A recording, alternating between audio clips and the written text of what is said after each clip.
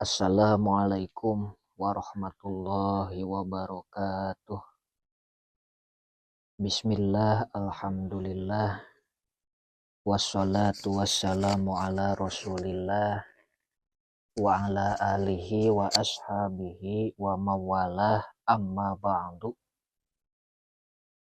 Sabada kamari urang ngajelaskeun bab fa'il. Dina ieu kasempatan urang sarerea neraskeun kana hanca kitab Jurumiyah anu bade ngajelaskeun bab maf'ul alladzi lam yusamma fa'iluhu. Babul maf'uli ari ieu eta bab maf'ul alladzi lam yusamma anu henteu disebut naon fa'iluhu fa'ilna ieu maf'ul. Ta ieu rek ngajelaskeun bab maf'ul alladzi lam yusamma fa'iluhu. Ta ieu bahasa maf'ul alladzi lam yusamma fa'iluhu teh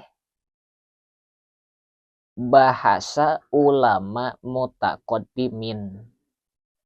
Anapun ari bahasa Imam Ibnu Malik mah nyaeta disebutna naibul fa'il. An-naibu anil fa'il.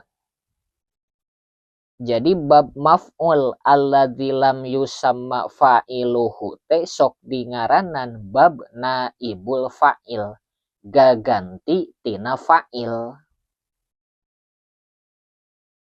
Naon ari ngaran maf'ul alladzi lam yusamma fa'iluhu? Naon ari ngaran naibul fa'il? Wa huwa jeung ari maf'ulul ladzi lam yusamma fa'iluhu al ismu nyaeta isim al marfu'u anu dirofa'keun alladzi lam yuzkar anu teu dicaritakeun naon fa'iluhu fa'ilna ieu ladzi. Ta ieu bab maf'ul alladzi lam yusamma fa'iluhu atawa sok disebut bab naibul fa'il. Ieu teh masih hampir sarua jeung bab fa'il, logatna saha atawa naon. Ngan anu ngabedakeun antara fa'il jeung naibul fa'il aya dina fi'ilna. Ari fa'il mah fi'ilna teh mabni ma'lum, ari naibul fa'il mah fi'ilna teh mabni majhul. Contoh naibul fa'il gitu. Naibul fa'il.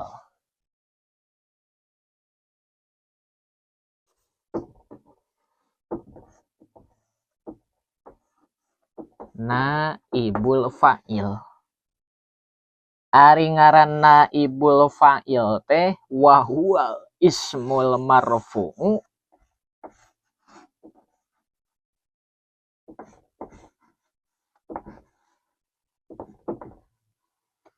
wa huwal ismul marfu'u alladzi lam yuzkar.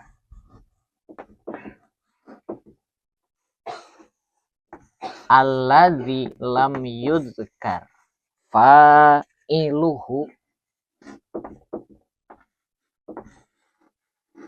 Isim anu dirofa'keun anu teu dicaritakeun fa'ilna.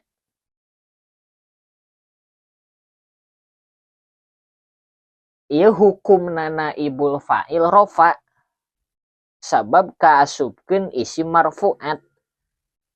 Lamun ngarti kana bab fa'il maka bakal ngarti kana bab naibul fa'il. contoh kamari teh bab fa'il. Taya contoh fa'il. Doroba Jaidun Amron. Doroba geus neunggel saha Jaidun Jaid Amron ka Umar. Tak ieu contoh fa'il lapad Jaidun, fa'il isim dzohir. Fi'ilna fi'il madi lapad doroba.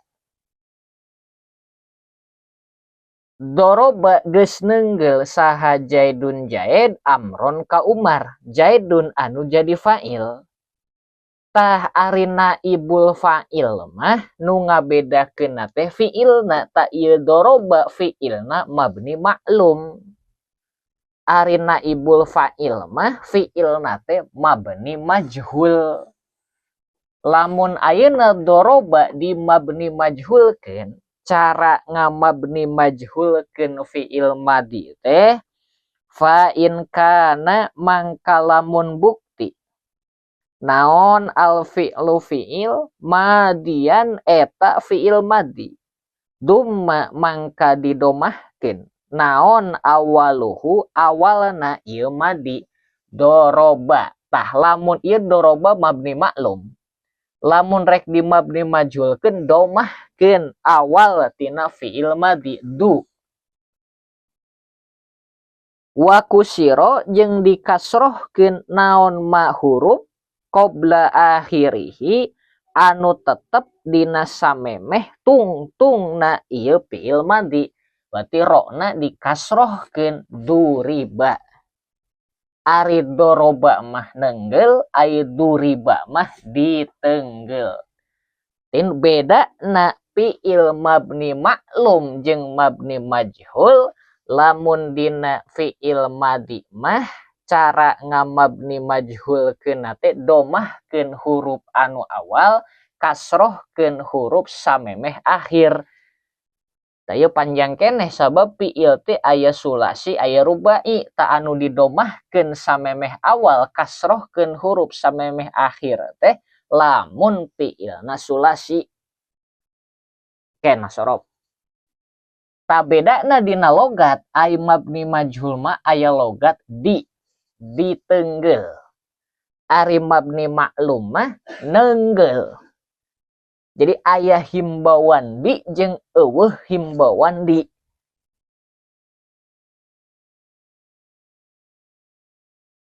Doroba geus neunggel saha Jaidun Jaid Amron ka Umar. Ari naibul fa'il teh gaganti tina fa'il. Dibuang fa'ilna ditetepkeun maf'ulna kulantaran aya pamaksudan ngabuang ieu fa'il. Contoh duriba diteunggel. Dibuang fa'ilna, tetepkeun maf'ul. Nah, saenggeus ditetepkeun maf'ul, tah ieu maf'ul hukuman sakumaha hukum fa'il. Sedengkeun ari hukum fa'il teh rofa, maka amron berean i'rab rofa. Jadi amrun. Duriba diteunggel saha amrun Umar. Sarua jeung fa'il logatna saha nu ngabedakeun dina fi'il. Doroba geus neunggel saha Jaidun Jaid Amron ka Umar. Jaid geus neunggel Umar. Duriba diteunggel saha Amrun Umar. Umar diteunggel saha nu neunggelna teu dicaritakeun. Lam yusamma fa'iluhu teu dicaritakeun, teu disebutkeun si pelakuna. Diteunggel Umar. Ke saha nu neunggelna tah? Jaid. Tina asal kata neunggel Jaid ka Umar. Diteunggel si Umar. Ta ieu naibul fa'il.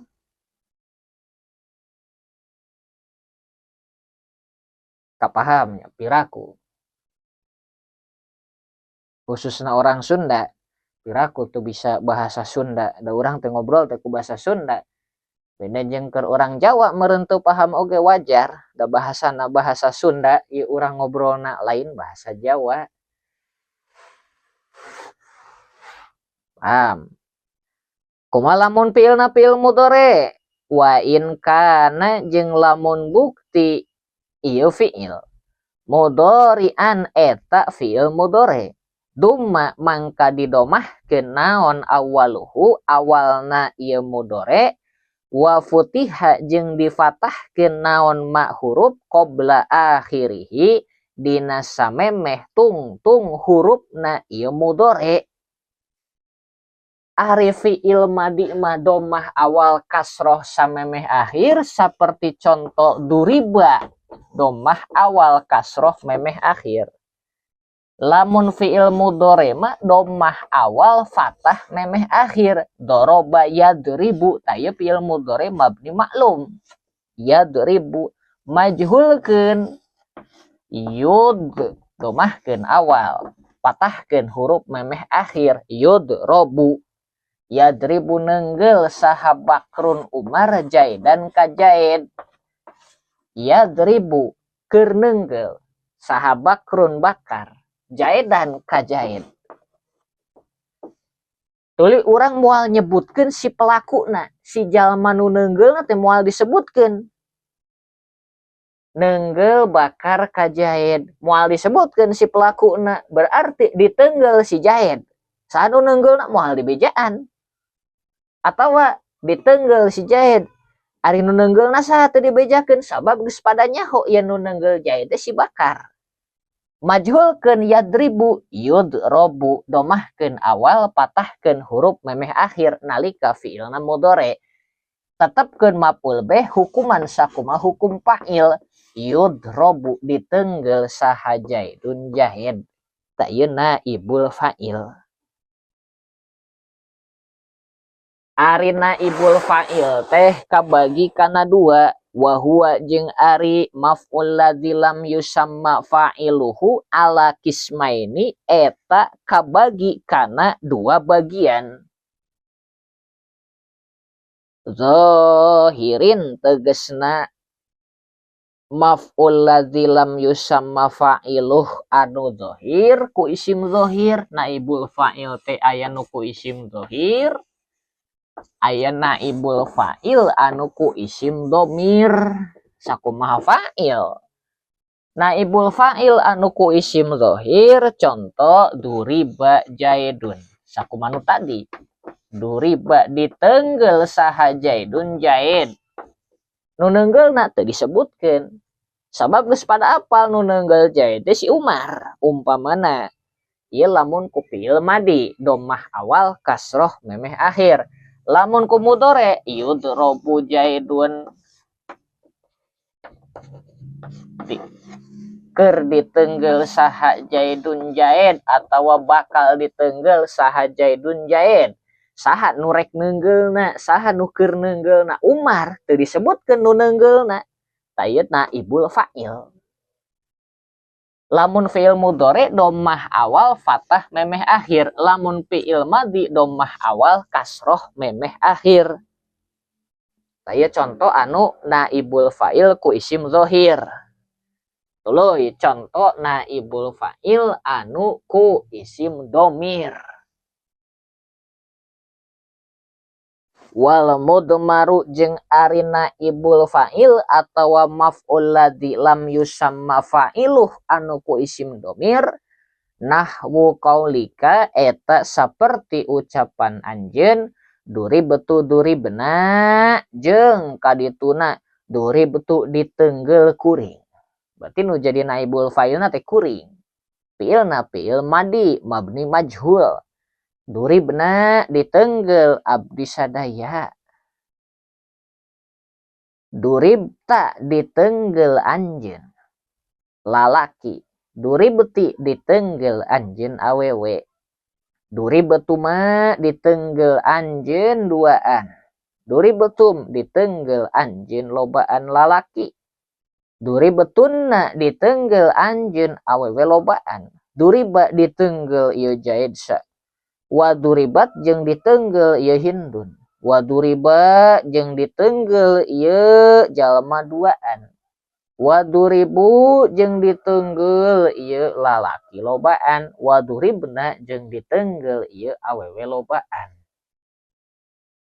Ta ieu bab isim naibul fa'il isim domir moal ditulis. apalkeun heula anu bab fa'il isim dhamir. Tah engke sabab nu kamari contona teh fi'ilna ku fi'il madi dina bab fa'il anu ku isim dhamir.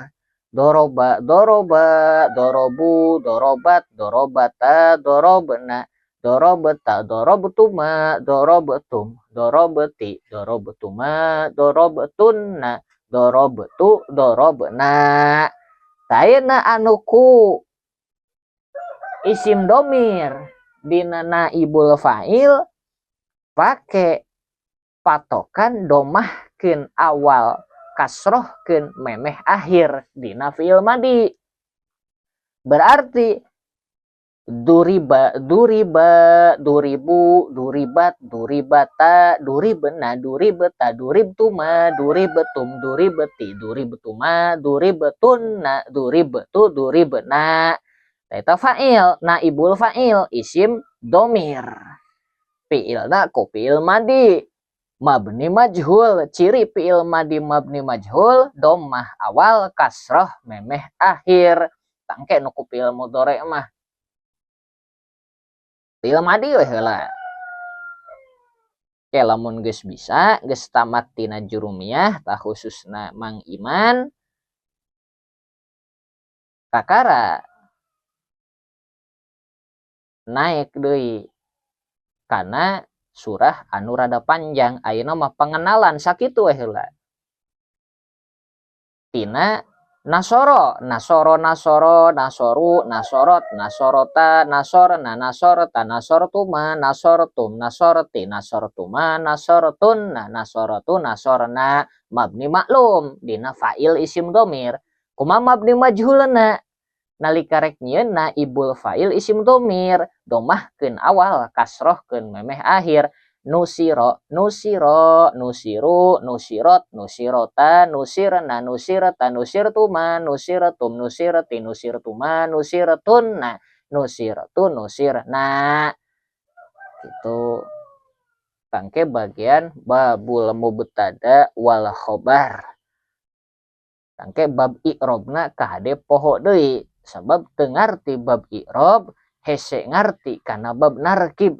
Sabab lamun keur narkib isim anu kudu diropakeun marfu'atil asma saperti narkib fa'il, narkib naibul fa'il, narkib mubtada, narkib khobar kudu apal kana bab i'rob rofa.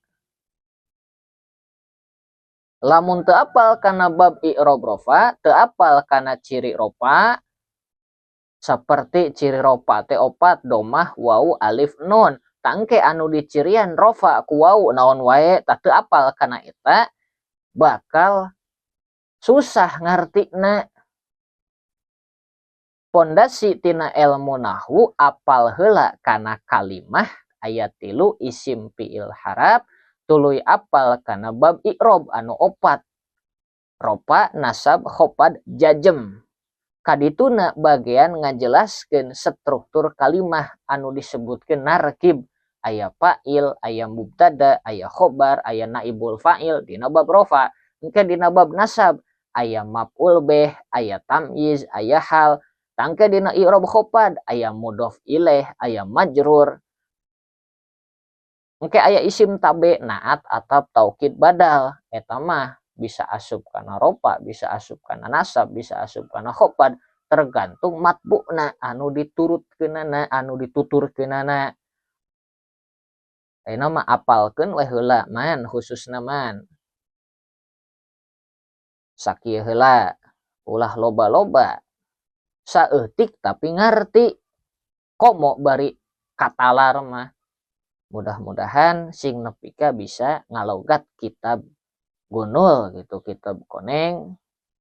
Lamun geus bisa sok neangan guru amih leuwih paham ari papangih jeung anu mamatahanana mah. Urang mah ngan saukur mantuan wungkul supaya bisa murojaah eukeur supaya teu poho deui babul mubtada'i wal khobari wallahu a'lam biswab.